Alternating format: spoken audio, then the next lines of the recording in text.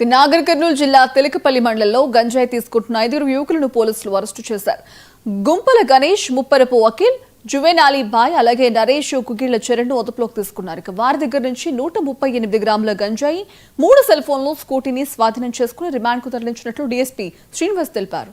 కపల్లి శివార్లో ఇరుగింటి విజయుడి యొక్క ఈ వెంచర్ చేసినటువంటి ఓపెన్ ప్లేస్లో కొంతమంది వ్యక్తులు గంజాయి సేవిస్తున్నారు అనేటటువంటి ఇన్ఫర్మేషన్ వచ్చింది.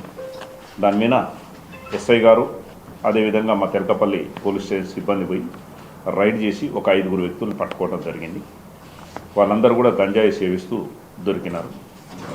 వాళ్ళని పట్టుకున్న తర్వాత వాళ్ళని విచారణ చేసి వాళ్ళ దగ్గర చెక్ చేస్తే సుమారు 138 గ్రాముల గంజాయి, 3 సెల్ ఫోన్లు, తర్వాత ఒక స్కూటీ, ఇవన్నీ కూడా వాళ్ళ దగ్గర అవైలబుల్ ఉన్నాయి. వీటన్నిటి కూడా సీజ్ చేయడం జరిగింది.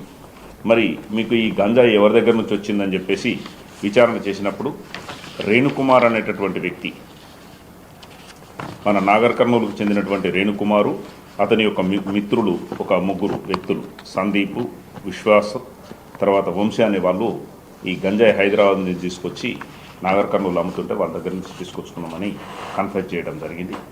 అయితే కన్ఫెస్ చేశారు. ఇప్పుడు ఈ 4 వ్యక్తులు ఎవరైతే ఉన్నారో రేణుకుమారు, సందీపు, విశ్వాసు, వంశీ, ఆల్రెడీ ఈ 4 కూడా మేము 26వ తారీఖు రోజు ఈ నెల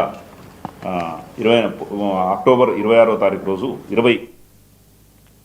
విశాఖ జిల్లా పెందుర్తిలో